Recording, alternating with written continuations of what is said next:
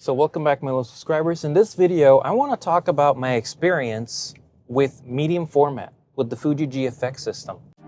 This is the Macro Marvin channel, where he'll share his passion for photography, videography, watches, cats, cars, and much more. Enjoy and thank you for watching. I think I just wanted to share my experience because I know sometimes we see a lot of brands, a lot of cameras out there. All of a sudden, people are using them all over the place on YouTube, at least. And you question, like, am I missing out? Should I get rid of everything? Should I switch systems? There's always those questions, those doubts of like, what would help me take my photography or videography to the next level?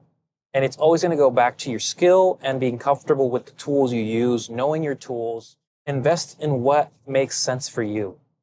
There isn't a right system for like a universal system that's right. You have to figure out what that is for yourself. And I think it's just part of the photography, videography journey. I'm testing out using the compact A6700 with the Samyang 12 f2 using the DJI Mic Mini. And I've never used this setup at all. This is my first time using it altogether, including the mic. So this is really one of those tests to see if the sound is actually clear. There's a lot of rumbling when you drive, so let's see if the noise cancellation works. So this is something new I'm trying where, I mean, you know, life gets busy and sometimes you don't get a chance to sit down and make a video. So I'm going to try to make the voiceover piece and then complement that with image samples. This is a system that I thought I was going to go all in on, invest time and money, and get the best image quality possible, because these cameras are known for producing one of the best colors or amount of colors because they're 16-bit files, excellent video, they have phase detection. So I got to use the GFX 100S. So that's the one with the phase detection.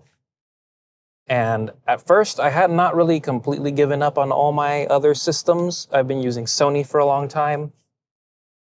So I wanted to give it a shot. Very soon I found out, and this is one of the first reasons I think it didn't work out for me. And it may work out for you, but this is one of the reasons it didn't for me, was that it wasn't my primary system. Sony still kept being my primary system, with the majority of the lenses I need for day-to-day stuff, work, whatever that is, being accessible. Whereas with the GFX, because it was a competing secondary system, I didn't get to use all the lenses that are available for that mount. So I ended up using a lot of manual lenses, which I think is pretty common with Fuji. A lot of people use manual focus lenses because those are able to cover, a lot of them are actually able to cover that sensor size with varying amounts of vignetting. So I went all over the place. I've used Leica lenses. I've used Biotar from the Meyer Optic brand. I used Minoltas, which were really good at covering the image circle. Nikon lenses, all vintage, all capable of covering the image circle or most of it with minimal vignetting. So it was claimed. I did end up seeing that there were some where I needed to crop a little bit more than others. But for the most part, they covered a decent amount and were producing good image quality. The viewfinder was great for manual focusing. The punching in for magnification was easy. I have no complaints about the usage the usage of manual focus lenses on this system. I can see why a lot of people love it. But the reason I think it didn't work out for me was that it was not my primary, it was my secondary. So I was like, okay, this is my fun camera for now. If it's good and I see that it performs where I want it to perform in terms of speed, which of course with manual focus does not always work out, I might just focus on that and get rid of everything else. But that's not what happened. I think what I ended up finding out was the image quality was great. Grading the images, the raw images was great because it was a great starting point. Fuji files from these cameras are really good. It was really nice and easy to bring out shadows and play with the dynamic range, get the colors I wanted, with those bit files being so massive. But I think in the end, it is a bigger system. So the body physically is not much bigger than a DSLR, or it is bigger than like an A7R5, which is not terrible. It's not the end of the world. It's not all about compactability. But I think I've been under this mindset recently where I want to have compact cameras to be my secondary cameras. I don't want to lug around a larger camera and then with adapters and then monofocus lenses, they're just not as compact in the end, because you usually have to go more telephoto to get a wider image on these cameras. So for example, I think a 63 is like a 50, a 45 is like a 35. You get what I'm saying. You end up having to do a different math, and that requires you getting different lenses, sometimes bigger lenses. I got to try the Midicon 65. I like the lens. I just felt like the focus ring was too dampened. So I think I just encountered several challenges along the way. I had the 45 autofocus lens, and I figured 35 millimeter equivalent f2 was gonna be like a good standard lens. And it was for a lot of things. I did really love that lens, good images. But in the end, I kept wanting to use the other lenses, but the other lenses were more expensive and larger. Getting to the point where it was like I would have to give up my Sony system to be able to get those. So in the end, I felt like the trade-off wasn't worth it. I could still get very high quality images with my Sony with those wide aperture lenses like the 51.2 that compete with medium format, I would say, in terms of look and separation. The lenses on those extremes are just as good. I think I did see that extra width and size of the files coming from the GFX. I just think it didn't convince me, like the difference in the sizing. Like it was harder for me to think about when I was posting on Instagram, social media in general, or if I was thinking about printing, the standard sizes didn't make sense anymore. I feel like I was having to change a lot of what is usually considered standard for photo sizing, for lenses. Don't get me wrong, I did enjoy, and this is just me sharing my experience with the GFX. It's not to discourage or encourage anything. I just wanted to share my thoughts on how I felt going from Sony full frame to Fuji GFX. And I also have experience with APS-C, whether it was Sony, Fuji, or Canon, and Nikon. So I just wanted to experience it. And I think the best way to experience it was to commit to it with one autofocus lens and a couple monofocus lenses for a while.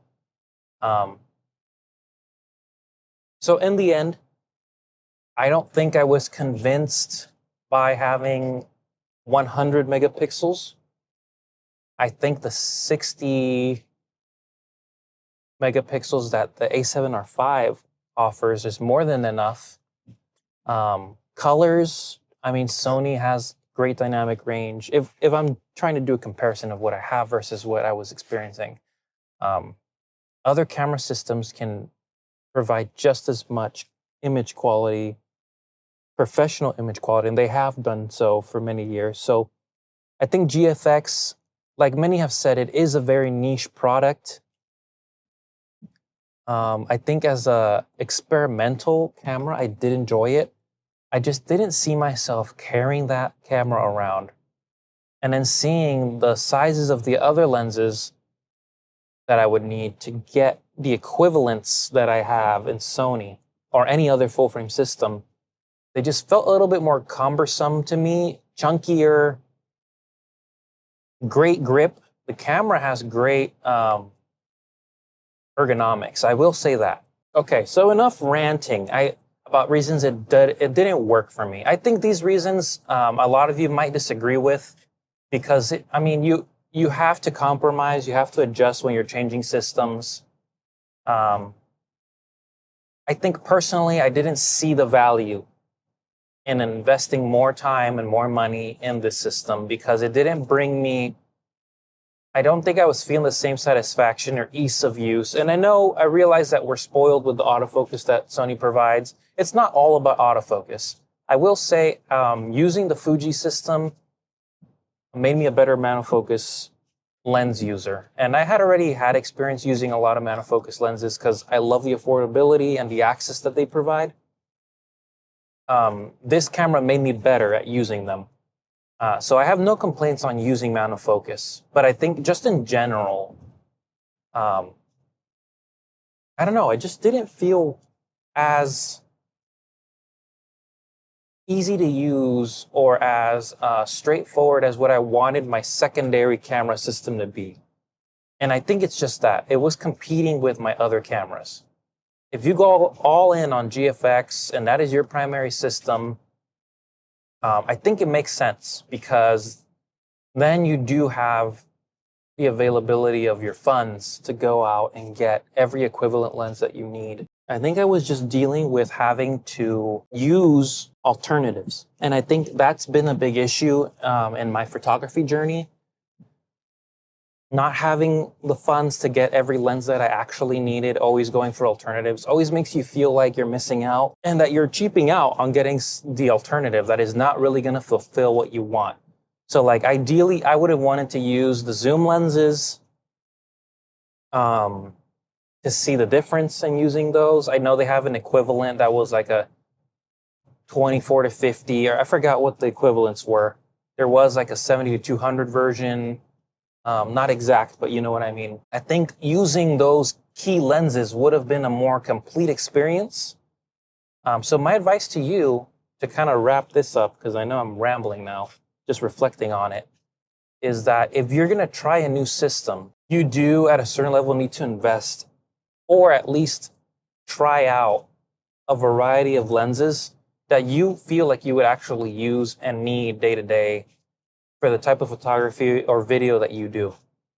If you go all in and then aren't able to get all of those, you will suffer what I suffered, which was an incomplete experience. And then you feel like it's not worth it, which is what happened to me. Now, do I regret getting rid of it? Not really, because I did get to use it. I did get to enjoy it and see what that type of image would produce for me. I can tell you right now that the evolution of my journey using Sony and other brands probably got better because I learned something else. I figured out yet another thing of what I prefer, what do I like, what am I looking for in the gear that I use so much to produce the images I want versus going with the hype. I think that was another piece to it too. All of a sudden, I saw a lot of people using GFX and I was like, whoa, like this does look really good. And the possibilities of using all these type of lenses is actually amazing. So much so that they're making a cinema version of it. So I'm not saying that this is not a great system. It's just, it would have to be your primary system if you're going to fully enjoy it.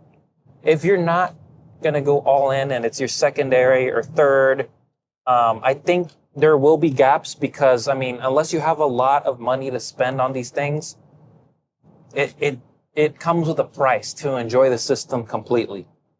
So, in the end, I was more happy with my A7R5, my A7C II, the lens options that I had there, the image quality. I think I was appreciating more what they offer, what I already had, versus what this new system was offering and that I would have to put energy into. So the lesson here is to really, really do your research. But not just that, make sure you have a proper testing experience because If it's partial, you may miss out, or you just may feel like it wasn't what it was supposed to be. And for a lot of people, the GFX system does work, and it is great, and it's producing the best image quality that they've seen. And I will say the images that are coming out of this thing are amazing. I think if I gave it another try in the future, I think I would opt more for like a 50R if I'm strictly using manual focus lenses. And also the 50R has a different feel to it because of the shape and the sizing being more rangefinder style. I think that would have fit what I was looking for more, because in the end, I only had one autofocus lens, and I'd say the autofocus was decent, even though it is phase detection. I tried it out for a video for YouTube just to see how it'd go, and it was okay. I think for a secondary camera to enjoy, have fun with, use manual lenses, the 50R probably makes more sense. So that's my takeaway. I hope you enjoyed this video. I know it's a lot of talking, but I think I just wanted to share my experience, because I know sometimes we see a lot of brands, a lot of cameras out there. All of a sudden, people are using them all over the place, on YouTube at least, and you question, like, am I missing out?